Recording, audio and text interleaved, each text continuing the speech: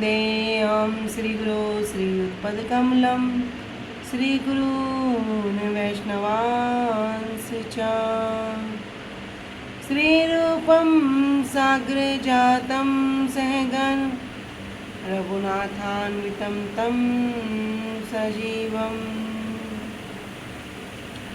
साद्वैतं सावधूतं परिजनसहितं कृष्ण चैतन्य देवं श्री राधा कृष्ण पादान सहगण ललिता श्री विशाखान्वितांश्च च गुरुवे गौरचंद्राय राधिकाय तदालये कृष्णाय कृष्ण भक्ताय तद्भक्ताय नमो नमः। नमो विष्णुपादाय कृष्ण प्रेष्ठाय भूतले श्री श्रीमद्भक्तिवेदांत श्री श्रीधर गोस्वामी नामिने। नमो ओम गुरुदेवाय धीमते सौम्यमूर्तये श्री श्रीमद्भक्ति स्वरूप सिद्धांति प्रभवे श्री महात्मने। नमो विष्णुपादाय श्री राधिकाय प्रियात्मने श्री श्रीमद्भक्ति वेदांत श्री नयन गोस्वामी नामिने। वाञ्छाकल्पतरुभ्यश्च कृपा सिन्धुभ्येव च पतितानां पावनेभ्यो वैष्णवेभ्यो नमो नमः। पंचतत्त्वात्मकं कृष्णं भक्तरूपं स्वरूपकं भक्तावतारं भक्ताख्यं नमामि भक्तशक्तिकं श्रीकृष्ण चैतन्य प्रभु नित्यानंद श्री अद्वैत गदाधर श्रीवासादि गौर भक्त वृंद। हरे कृष्णा कृष्णा कृष्णा हरे हरे हरे राम राम राम हरे हरे। सप्रथम परमाराध्यतम श्री गुरुपाद पद्म जम विष्णुपाद अष्टोत्तर श्री श्रीमद् भक्ति वेदांत श्री शीतल गोस्वामी महाराज जी के श्री अभय चरण सरोज में अनंत कोटि दंडवत प्रणाम ज्ञापित करती हूँ। तदुपरांत मेरे परम गुरुदेव जय नित्यलीला प्रविष्ट ओम विष्णुपाद अष्टोत्तर श्री श्रीमद् भक्ति श्री रूप सिद्धांति गोस्वामी महाराज जी एवं जय नित्यलीला प्रविष्ट ओम विष्णुपाद अष्टोत्तर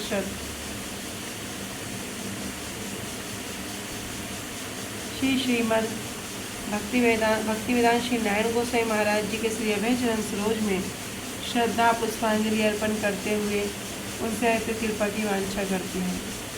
ग्रंथकार श्री कृष्णदास कविराज गोस्वामी जी, श्रीमन नित्यानंद प्रभु अखंड गुरु तत्व श्रीमन महाप्रभु एवं समस्त परिकरों के चरणों में दंडवत प्रणाम ज्ञापित करते हुए उनसे ऐसे कृपा की वांछा करती हूँ। उपस्थित वैष्णव जन भक्तवृंद सभी को मेरा यथा योग्य दंडवत प्रणाम स्वीकार है। सभी को हरे कृष्णा दंडवत प्रणाम। की अहेतु कृपा से हमारा जो ग्रंथ चल रहा है उसका नाम है श्री श्री चैतन्य चैतामृत मध्य लीला अष्टादश परिच्छेद 18वां अध्याय, जिसमें हम कर चुके हैं प्यार संख्या 63 तक और पेज संख्या है हमारा 146। तो अब तक हमने श्रवण किया, कोई बताएंगे?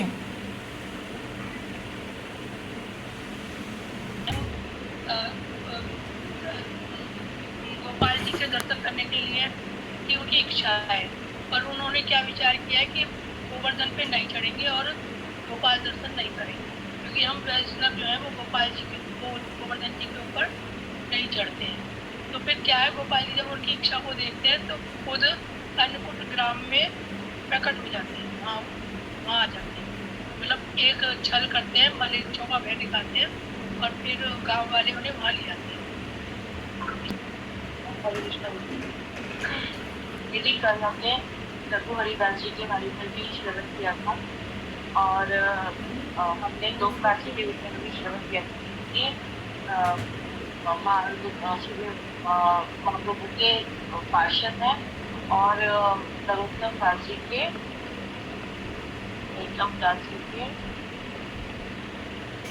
गुरु हैं, श्री नरोत्तम दास जी के गुरु। तो हमने उनके विषय में भी परिचय करके 12 वर्णों में चौथा वर्ण है और वो सभी वर्णों में सर्वोत्तम है और उसका महत्व ये बताया था कि ये बहुत सौभाग्यवान होते हैं, वही आप इस तरह परिक्रमा करते हैं और आपके बहुत सारी लीलाएं भगवान की रुचि बहुत सुंदर। तो अब तक हमने श्रवण किया कि किस प्रकार गोपाल जी ने महाप्रभु को और उनके तत्पश्चात श्री रूप गोस्वामी, सनातन गोस्वामी व अन्य वैष्णव जनों को दर्शन दिए। 1 मास तक गोपाल जी मथुरा में ही वास किए और सब भक्तों ने 1 मास तक गोपाल जी के दर्शन किए। तत्पश्चात महाप्रभु वहाँ से नंदीश्वर अर्थात नंदगांव आ गए। तब वहाँ पर किससे पूछते हैं कि यहाँ पर क्या कोई विग्रह हैं? तब कहते हैं गुफा के अंदर मतलब माता पिता के साथ एक त्रिभंग रूप में एक शिशु है जो बहुत ही सुंदर है। इस प्रकार वहाँ पर जब महाप्रभु दर्शन के लिए जाते हैं तो महाप्रभु क्या करते हैं, यशोदा मैया और नंद बाबा को तो प्रणाम करते हैं, किंतु प्रेम में आविष्ट होकर क्या करते हैं, श्री कृष्ण के सभी अंगों को स्पर्श करते हैं और वहाँ पर प्रेम में ही नृत्य गीत करना आरंभ कर देते हैं। तत्पश्चात हमने श्रवण किया था खदीर वन के विषय में। खदीर वन जो बताया गया था 12 वनों में 7वां वन। पहले काम्यवन। काम्यवन कौन सा वन है 12 वन के अंतर्गत? हाँ, चौथा वन। अब हम श्रवण कर रहे हैं खदीर वन के विषय में, जो वन है 7वां वन। कह रहे हैं कि अर्थात 12 वनों में 7वां वन क्या है, खदीर वन है और समस्त जगत में विख्यात है।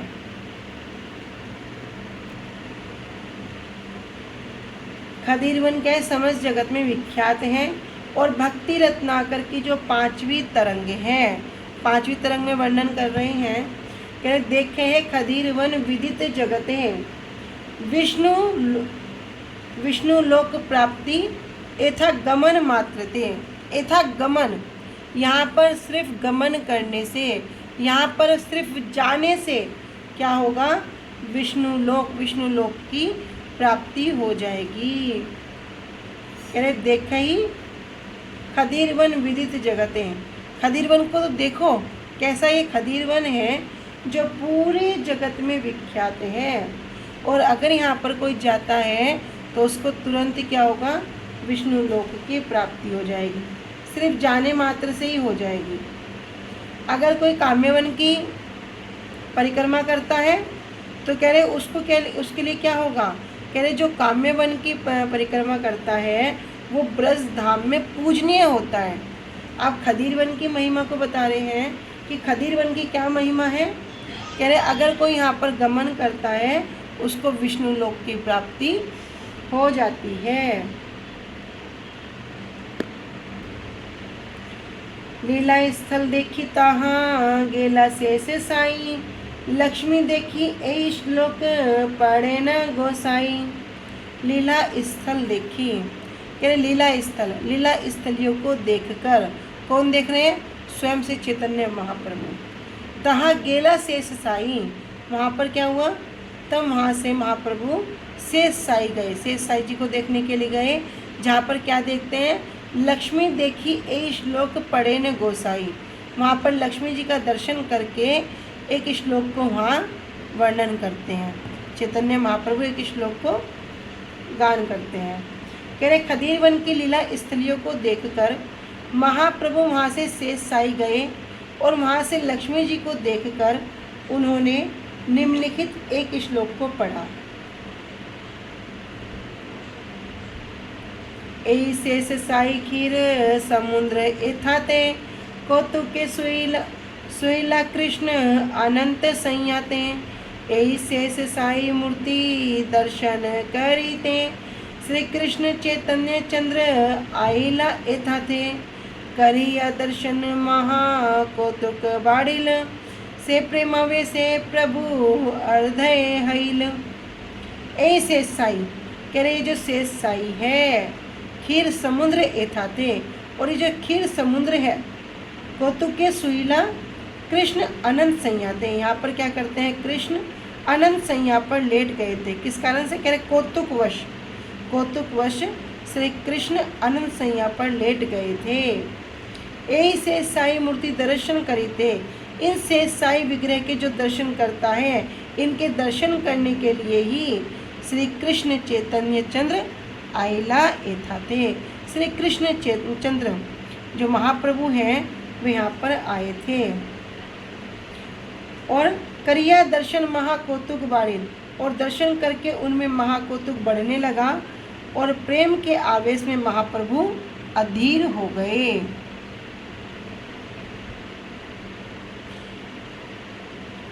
यत्ते सुजात चरणम बृहम बृहम स्तनेषु भीतासने प्रिय दधिमहि करकेषु ते नाट विमट असि तद्वत् व्यथते न किस्मित कुरुपार्धिर भ्रमति धीर भव दया सुनः। कह रहे यत्ते सुजात, यत मतलब जो, आपके सुजात जो बहुत सुंदर क्या है, चरण अम्बुरुहम, चरण कमल, चरण अम्बु अर्थात चरण कमल है। इस तनेसु, इस तनों पर, भीता सने ही प्रिय, भयभीत होकर, सने धीरे से, प्रिय हे प्रिय, दधिमहि करक्रेशु क्या रखते हैं, करक्रेशु कठोर, तेन उनके साथ, अटविम अटसी आप क्या करते हो, आप घूमते हो। तत्व्यथते किम ईस्वित, फिर वे क्या होते हैं, पीड़ित होते हैं, ये नहीं सोचते हैं। कुर्प अधिबी, कुर्बंद छोटे छोटे पत्थरों से, भ्रमिति घूमते हो, धी धी अर्थात मन बुद्धि, बहुत आयुषाम और जिनके लिए आप जीवन हो। तो कह रहे हैं कि यहाँ पर गोपियाँ कह रही हैं कि हे प्रिय, आपके चरण कमल क्या है, इतने कोमल हैं कि हम उन्हें धीमे से अपने स्तनों पर डरती हुई रखती हैं। कह रहे जब भगवान के चरण कमल क्या हैं, इतने कोमल हैं कि अगर हम उन्हें अपने स्तन पर, अपने वक्षस्थल पर रखते हैं तो बड़े डरते हुए रखती हैं।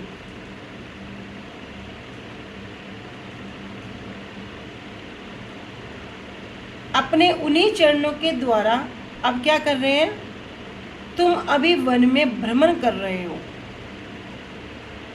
क्योंकि जो गोपियों का जीवन है वो क्या है, एकमात्र कृष्ण पर टिका है। अभी गोपियाँ क्या कह रही हैं कि आपके चरण कमल तो इतने कोमल हैं कि हम बहुत डरते हुए उन्हें धीरे धीरे क्या करते हैं, अपने वक्ष स्थल पर रखते हैं।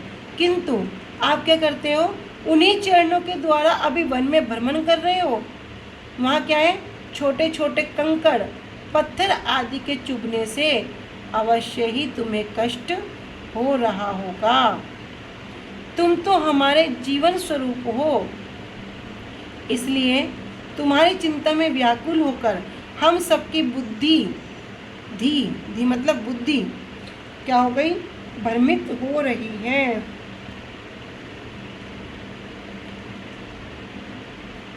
तो यहाँ पर गोपियों का क्या कथन है, जब कृष्ण उन्हें रासलीला के बीच में ही छोड़कर चले जाते हैं तब गोपियाँ इस प्रकार विचार करती हैं कि कृष्ण के चरण कितने कोमल हैं, और अभी कृष्ण क्या कर रहे होंगे, वन में विचरण कर रहे होंगे।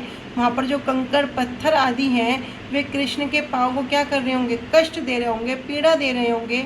अरे उनके चरण कमल तो इतने कोमल हैं कि जब हम उन्हें अपने वक्ष स्थल पर धारण करती हैं तब क्या करते हैं, बड़े विचार से, बड़े धीरे धीरे, कहीं उनको कोई कष्ट ना हो जाए। और अभी वही कृष्ण क्या कर रहे हैं, उन्हीं चरणों से क्या कर रहे हैं, वन में भ्रमण कर रहे हैं। तब ये कंकर पत्थर आदि क्या करेंगे, उन्हें कष्ट पहुंचाएंगे। तो ये कौन पढ़ रहे हैं, ये महाप्रभु इसी श्लोक का उच्चारण कर रहे हैं। तबे खेला तीर्थ देखी भांडे वन आइला, यमुना पार हैया भद्रवन गैला। तो पहले महाप्रभु काम्यवन गए, फिर वहाँ से खदीरवन और अभी भांडीरवन। कह रहे भांडीरवन से कहाँ जाएंगे? भद्रवन।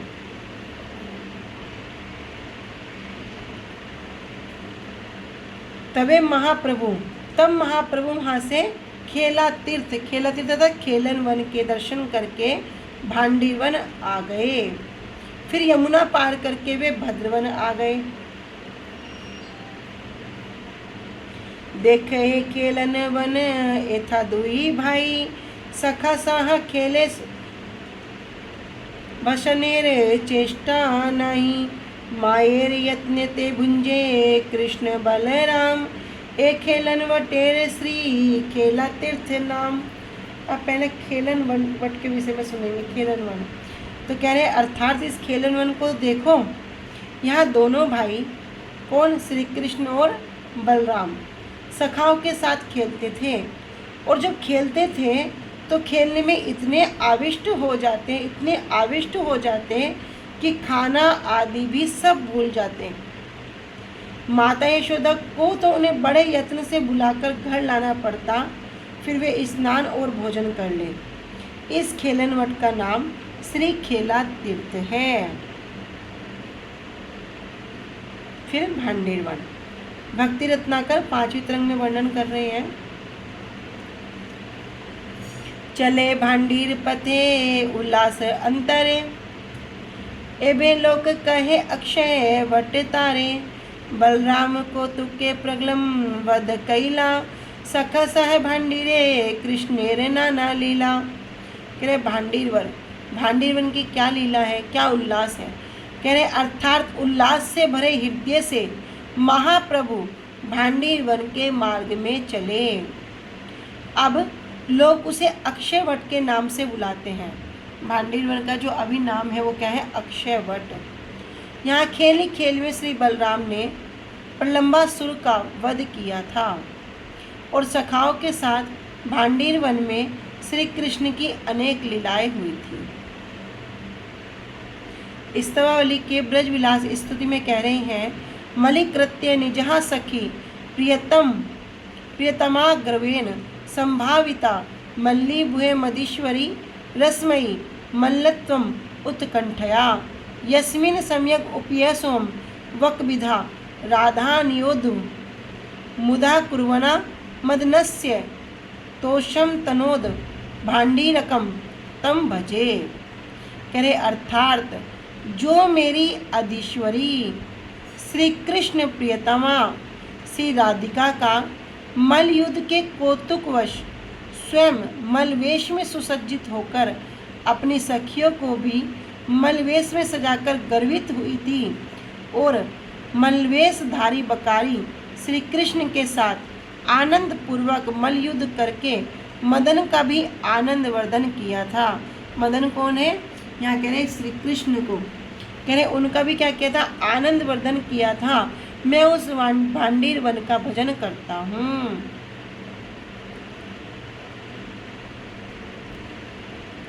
भद्रवन अस्ति भद्रवनम नाम षष्ठंच वनम उत्तमम।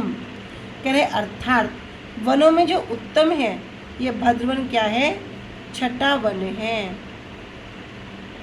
भक्ति रत्नाकर की पांचवी तरंग में वर्णन कर रहे हैं, कृष्ण प्रिय है भद्र वन गमने ते। अर्थात जो भद्र वन में गमन करता है वह श्री कृष्ण का प्रिय हो जाता है। तो जो फल है एक बार जाने मात्र से वो भी इतना सुंदर है, जो वास्तविक फल है उसकी प्राप्ति हो रही है। कह रहे अगर कोई भद्रवन में जाएगा तो क्या होगा? वो कृष्ण का प्रिय हो जाएगा। यदि कोई काम्यवन में जाएगा वो क्या होगा? कह रहे ब्रज धाम में पूजनीय हो जाएगा। यदि कोई खदीर वन में जाएगा तो क्या होगा? उसको विष्णु लोक की प्राप्ति हो जाएगी। जो 5 प्रकार की जो मुक्ति हैं, ज्ञानी योगी जिसके लिए बड़ी बड़ी साधना करते हैं, बड़ी बड़ी तपस्या करते हैं, पूरा आजीवन क्या करते हैं? उसको पालन करते हैं सिद्धि प्राप्त करने के लिए कि हमें मुक्ति मिल जाए। लेकिन कोई धाम में जाओ क्या होगा, ऐसे ही अनायास ही सब कुछ प्राप्ति हो जाएगी। लेकिन अगर कोई उससे भी ऊपर क्या करे, भक्ति करे, सेवा करे, एकमात्र भगवान की सेवा के लिए करे, तो क्या होगा, उसको भगवान की श्री कृष्ण के युगल सरकार के चरणों की सेवा की प्राप्ति हो जाएगी। और वो भी किसके अनुगत्य में, गुरुवर्गों के अनुगत्य में। गुरुदेवी क्या करेंगे, हमें जो ललिता, विशाखा, इंद्र का जो सब सखियां हैं उनके अनुगत्य में गुरुवर्ग, और गुरुवर्गों के अनुगत्य में फिर हमारी सेवा का हमें सुअवसर प्राप्त होगा। श्रीवन देखी पुनः गेला लोहोवन, महावन गिया कैला जन्म स्थान दर्शन। श्रीवन कह रहे, श्रीवन अर्थात विल्व वन के दर्शन करके महाप्रभु पुनः लोहवन में आ गए। और फिर महावंश में जाकर उन्होंने श्री कृष्ण के जन्म स्थान का दर्शन किया। वनम बिलवनम नाम दसमम देव पूजितम, अर्थात ब्रज के वनों में 10वें वन का नाम है बिल्व वन अर्थात बेलवन, और देवता भी इस वन की पूजा करते हैं। तो बेलवन के विषय में हम सब ने अत्यधिक श्रवण किया है। एक बात जो विशेष रूप से हम सबको स्मरण रहती है कि लक्ष्मी जी भी क्या कर रही हैं, आज भी बेलवन में हाथ जोड़कर तपस्या कर रही हैं। तो बेलवन का नाम हम खूब स्मरण रखते हैं। तो आगे भी श्रवण किया कि जो बेलवन है ये क्या है, वनों में 10वें वन का नाम है बिलवन अर्थात बेलवन। देवता भी इस वन की पूजा करते हैं, अर्थात अति शोभायुक्त बिलवन की सभी देवता पूजा करते हैं। लोहवन, लोहजंग वनम नाम लोहजंगेन रक्षितम, नवमंतु वनम देखी सर्वपात पातक नाशनम, अर्थात ब्रज के वनों में नौवां वन जो है लोहजंग वन है।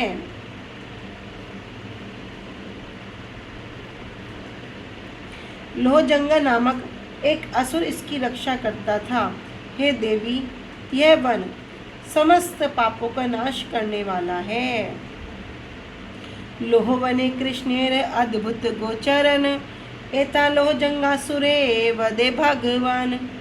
यहाँ पर क्या हुआ था, लोहवन में श्री कृष्ण गोचरण कराते थे। यहाँ श्री कृष्ण ने लोहजंगा नामक असुर का वध किया था। फिर महावन, महावनम चाष्टमंतु सदैव तु मम प्रियम, ब्रज के वनों में 8वां वन है महावन, जो भगवान कह रहे हैं कि मेरा सदा अति प्रिय है। देख नंद यशोदा आल्य महावने, यही देख श्री कृष्ण चंद्र जन्म स्थल, श्री गोकुल महावन दुई एक है। कह अर्थात महावन में श्री नंद और यशोदा के भवन का दर्शन करो। और यहाँ पर क्या करो, श्री कृष्ण के जन्म स्थान को देखो। महावन और श्री कृष्ण का जन्म स्थान गोकुल दोनों ही एक और अभिन्न है।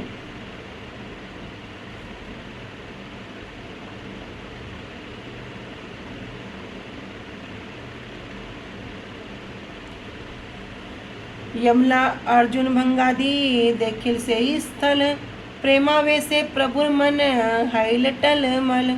यमला अर्जुन, यमल अर्जुन भंग, जहाँ पर जिस स्थान पर जो युगल वृक्ष थे उनको क्या किया था, महाप्रभु ने उनको गिरा दिया था। वो श्री कृष्ण ने उनको क्या कर गिरा दिया था।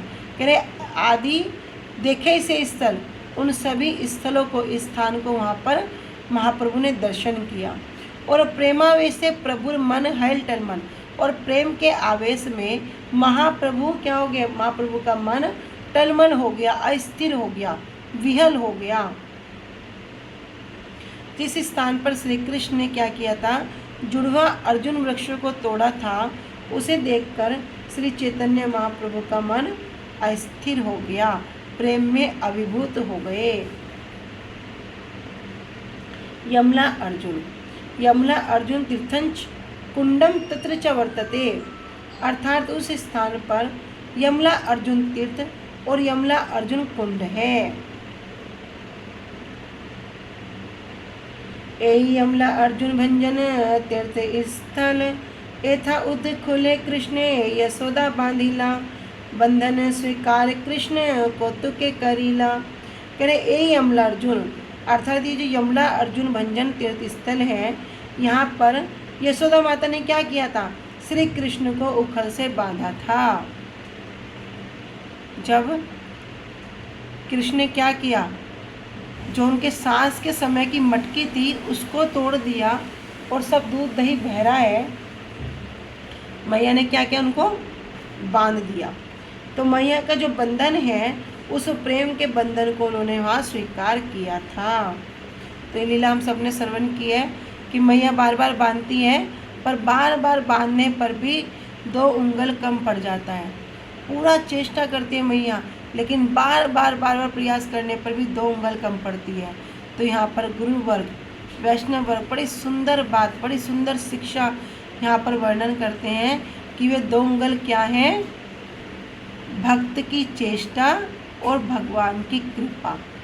जब तक ये 2 नहीं होंगी तब तक कुछ भी नहीं होगा, तब तक नहीं होगा।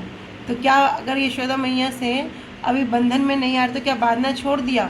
बहुत चेष्टा की, मैया पूरा पसीना पसीना हो गई, कहने मेरा लाला होके मुझसे नहीं बंधेगा। जब इस प्रकार मैया की चेष्टा को देखती रही और सब सखियाँ, सब गोपियाँ भी कह रही है मैया इसके भाग्य में विधाता ने बंधन लिखा ही नहीं है, लेकिन मैया कहते कैसे नहीं बंधेगा। फिर मैया मन मन प्रार्थना करती हैं, तब कृष्ण भी क्या करते हैं, उनके प्रेम रूपी बंधन को स्वीकार करते हैं। तो यहाँ पर क्या है, सबसे पहले चेष्टा करेंगे तो कहते हैं कृपा करो कृपा करो कृपा करो। वह कृपा मांगनी नहीं पड़ेगी, कृपा मांगनी नहीं पड़ेगी, स्वतः ही उस कृपा का अनुभव हो जाएगा। तो ऐसे प्रेम रूपी बंधन में सब क्या होंगे, बंध जाएंगे। तो भगवान की कृपा और भक्त की चेष्टा दोनों अनिवार्य है, किंतु चेष्टा करना पड़ेगा। कोई सोचो कि कृपा मिल जाएगी ऐसे ही, तो सिर्फ कृपा करो ऐसे कहने से कृपा नहीं होगी। बड़ी सुंदर सुंदर लीलाएं हैं। कह रही है यमला अर्जुन भंजन तीर्थ स्थल है जहाँ यशोदा माता ने श्री कृष्ण को उखल से बांधा था और श्री कृष्ण ने माता के प्रेम के कारण बंधन स्वीकार किया था। गोकुल देखिया आइला मथुरा नगरे जन्म स्थान देखी रहे से विप्र घरे। महाप्रभु गोकुल का दर्शन करके अभी मथुरा नगर में आ गए। जन्म स्थान देखी, वहाँ पर भगवान के जन्म स्थान के दर्शन करके से ही विप्र घरे, मथुरा में जो सनोड़िया ब्राह्मण थे उन्हीं के घर में आ गए।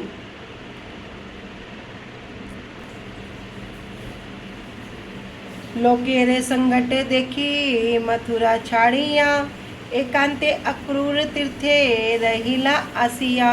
लोकेर संगटे, वहाँ पर लोगों की भीड़ को देखकर महाप्रभु ने क्या किया, देखिए मथुरा छाड़िया, मथुरा को छोड़कर एकांते अक्रूर तीर्थे, एकांत में अक्रूर तीर्थ में जाकर रहिला आसिया, वहीं पर आकर महाप्रभु रहने लगे। मथुरा में लोगों की भीड़ को देखकर महाप्रभु वहाँ से अक्रूर तीर्थ आ गए और वहाँ आकर वे एकांत स्थान में रहने लगे।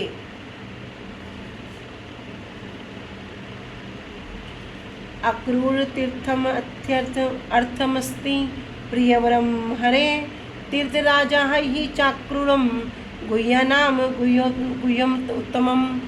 अर्थात अक्रूर तीर्थ श्री हरि का अति प्रियतम है, यह तीर्थों का राजा है और गुह्य से भी अति गुह्यतम धाम है। तो जब कोई अभी कार्तिक में ब्रजमंडल परिक्रमा करेंगे और जब इन स्थानों के विषय में वहाँ पर परिक्रमा करेंगे, दर्शन करेंगे, कथाएं सुनेंगे, तब ये महाप्रभु की वाणी भी सबको स्मरण आएगी। कृष्णदास कविराज गोस्वामी की वाणी किस प्रकार यहाँ पर महाप्रभु आए और किस किस प्रकार की लीलाएं हुई। कह रहे जो अक्रूर तीर्थ है श्री हरि का अति प्रियतम है और कह रहे तीर्थों का राजा है। और गुह्य से भी अति गुह्यतम है। अक्रूर तीर्थ को तीर्थों का राजा वर्णन कर रहे हैं। देखा है श्रीनिवास एई अक्रूर ग्रामे ते, श्री कृष्ण चैतन्य प्रभु छिलेन निर्भृते। देखे श्रीनिवास, हे श्रीनिवास देखो, ए अक्रूर ग्रामेते, ये जो अक्रूर गांव है यहाँ पर श्री कृष्ण चैतन्य प्रभु छिलेन निर्भृते, श्री कृष्ण चैतन्य महाप्रभु छिलेन मतलब एकांत स्थान पर यहाँ पर रहे थे। निवृत्ते एकांत में रहे थे। आर दिन आइला प्रभु देखिते वृंदावन, कालिया हृदय स्नान केला आर प्रस्कंदन। करे आर दिन मतलब अगले दिन आए प्रभु। कहाँ पर आए? महाप्रभु वृंदावन देखने के लिए आए। वृंदावन में कहाँ गए? कह रहे कालिया हृदय, कालिया सरोवर में स्नान किया और प्रस्कंदन। कोई बात नहीं, एक सेकेंड। अगले दिन महाप्रभु वृंदावन के दर्शन के लिए आए। उन्होंने कालिया हृदय और प्रस्कंदन तीर्थ में स्नान किया। अहो वृंदावनम रम्यम यत्र गोवर्धनो गिरिः वृंदावनम द्वादशम वृंदाए परिरक्षितम। अहो वृंदावन अति रमणीय स्थान है जहाँ पर गिरिराज गोवर्धन है। 12 वनों में ये 12वां वन है और वृंदा देवी के द्वारा यहाँ सभी प्रकार से सुरक्षित हैं। कृष्णेर परम प्रिय धाम वृंदावन, कृष्ण देह रूप पंच योजन एवन।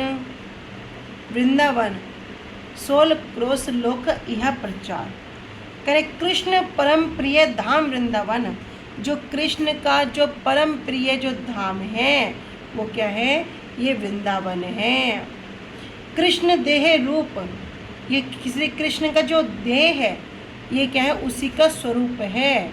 और पंच योजन एवन, और ये जो वन है ये 5 योजन इसका परिमाण है। कह लोगों में इस बात का ही प्रचार है कि वृंदावन 16 कोस परिमाण का है। कालिया हृदय,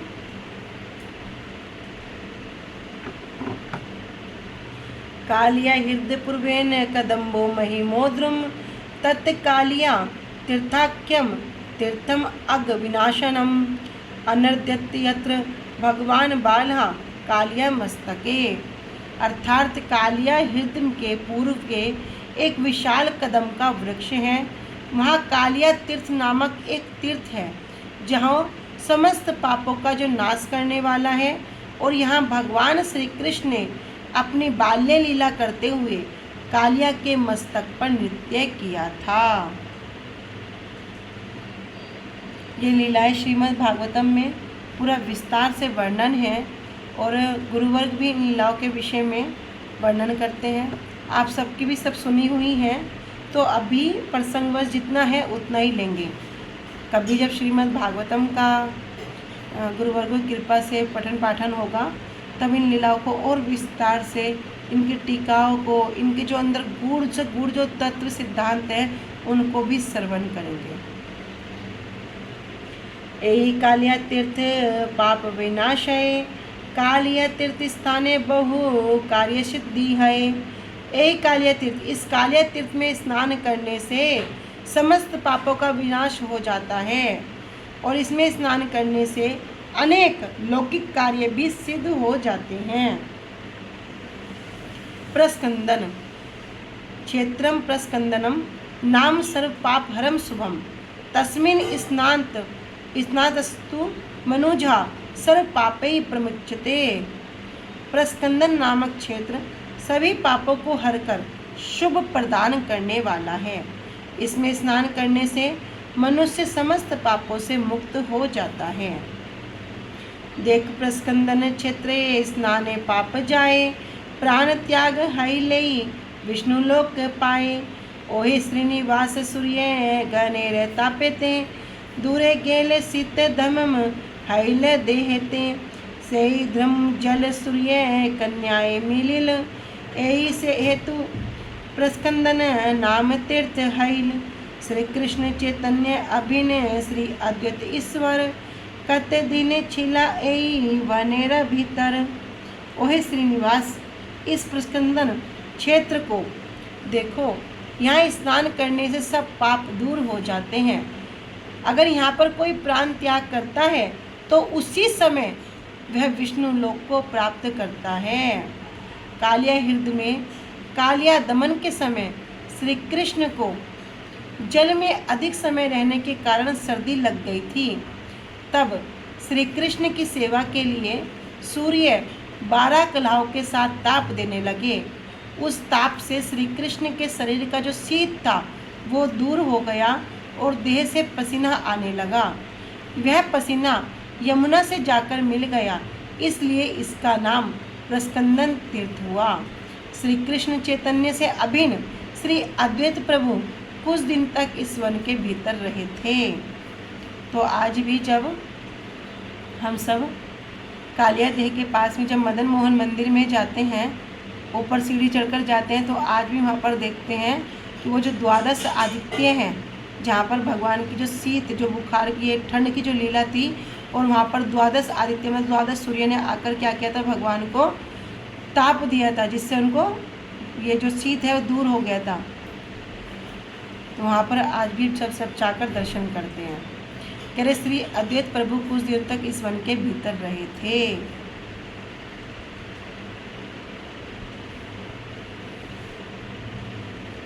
द्वादश आदित्य हैते कैसा तीर्थ आइला रास स्थले देखी प्रेमे मूर्छित हैया। रास स्थली कह रहे महाप्रभु प्रस्कंदन में स्नान करके द्वादश आदित्य तीर्थ में आए। वहाँ से वे केसी तीर्थ पर आए, और जब उन्होंने रास स्थली को देखा तो रास स्थली को देखकर वे प्रेम आवेश में मूर्छित हो गए। द्वादश आदित्य तीर्थाख्यम तीर्थम तदनु पावनम तस्य दर्शन मात्रेण निर्नाम अभो विनश्यन्ति। कि द्वादश आदित्य तीर्थों को भी पवित्र करने वाला है। उसके दर्शन मात्र से ही मनुष्य के पापों का विनाश हो जाता है। देखे द्वादश आदित्य तीर्थ एक खाने, अर्थात इस स्थान पर द्वादश आदित्य तीर्थ को देखो। केसी तीर्थ आदिवरा में कह रहे हैं, गंगा सतगुणम पुण्यम यत्र केसी निपातितः। जहाँ केसी दैत्य का वध हुआ था, वह केसी तीर्थ गंगा से सैकड़ों गुना अधिक पुण्य स्थान है। केसी वध के लिए कृष्ण परम कौतुके, और क्या किया, परम कौतुक। कृष्ण ने कौतुक वश में, कौतुक में, खेल खेल में क्या किया, श्री कृष्ण ने केसी दैत्य का वध कर दिया था। आज हम यहीं तक रखते हैं, आगे कल श्रवण करेंगे। वांछा कल्पतरुभ्यश्च कृपा सिन्धुभ्य एव च पतितानां पावनेभ्यो वैष्णवेभ्यो नमो नमः। श्री गुरुदेव की जय। अनंत कोटि वैष्णव वृंद की जय। निताय गौर प्रेमानंदे। हरि हरि बोल। हरे कृष्णा जी, सभी को हरे कृष्णा, सभी को धन्यवाद।